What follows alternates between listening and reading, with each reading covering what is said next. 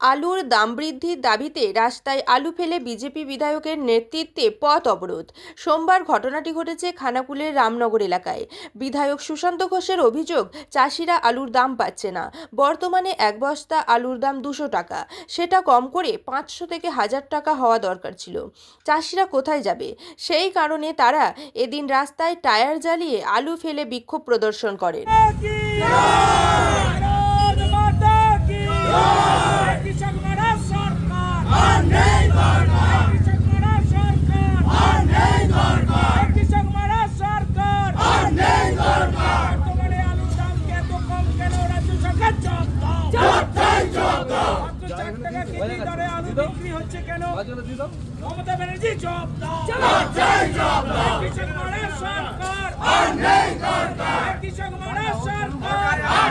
বর্তমান সময়ে যে সরকার চলছে একটা অপদার্থ সরকার, মমতা ব্যানার্জির নেতৃত্বে যে সরকার চলছে, এই সরকার কৃষকদের পেটে লাথি মারছে।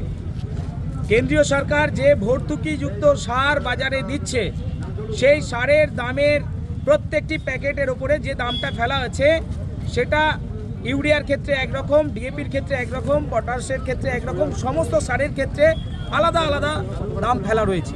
কিন্তু এখানে দুগুণ তিনগুণ দামে সার বিক্রি হচ্ছে।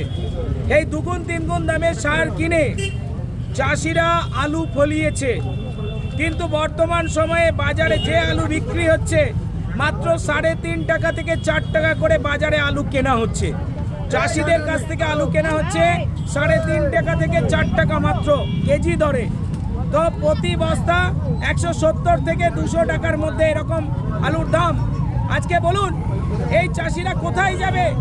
এই সরকারের যে অপদার্থতা, এই অপদার্থতার কারণে আজকে চাষিরা সব দিক থেকে বঞ্চিত। আর এই চাষিরা বঞ্চিত হওয়ার কারণে আজকে এই যে আমরা এখানে এসেছি, যে সময়ে চাষিদের আলু যে 200 টাকা কেজি প্রতি কেজি বিক্রি হচ্ছে, মিনিমাম এখন 1000 টাকা হওয়া উচিত ছিল বস্তা পিছু, কিন্তু সেটা নয়। আজকে চাষিরা অভাবী আলু বিক্রি করছে। এই চাষিদের কাছ থেকে অভাবী আলু কম দামে কিনে নিয়ে এই ফোড়ে দালাল, তৃণমূলের যারা কাটমানি দেয়, বড় বড় ব্যবসাদার, তারা তৃণমূলকে দুগুণ তিনগুণ পয়সা শুধুমাত্র নির্বাচনী তহবিলে ব্যবহার করার জন্য দিচ্ছে। আর এই টাকা নিয়ে তৃণমূল কংগ্রেস তারা নির্বাচনী তহবিল করছে, কৃষকদের পেটে লাথি মারছে। কয়েকদিন আগে দেখেছিলেন বড় জল নিয়ে চাষিরা সঠিক সময়ে বড় জল পায়নি, তার জন্য আমরা আন্দোলনে নেমেছিলাম।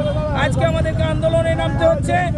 চাষিরা যে ফসলের দাম মিনিমাম আজকে একটা আলুর বস্তা 500 থেকে 1000 টাকার মধ্যে থাকার কথা ছিল, যে পরিমাণ চাষিদের খরচা হচ্ছে, সেটা না পেয়ে চাষিরা অভাবী আলু বিক্রি করছে। যার জন্য আজকে চাষিদের স্বার্থে আমরা রাস্তায় নেমেছি। আমাদের আলু চাষের অবস্থা বলতে গেলে আলু বিক্রি নেই, অনেক টাকা ঢেলে দিয়েছি মাঠেতে। অনেক বন্ধক ফন্ধক যা সোনা গানা ছিল সব বন্ধক ফন্ধক দিয়ে যাবতীয়, চাষিরা মাথায় হাত, কি করে আলু কি বিক্রি করব। এখন 200-250 টাকা কি 260 টাকা, যে যেমন বলছে সেরকম হচ্ছে না, তাতেও নিচ্ছে না। বুঝতে পারছি না আমরা এখন পর্যন্ত। চাষিরা তো চিন্তার মধ্যে পড়ে গেছে, এত টাকা ঢেলে দিয়েছে, কি করে কি করব।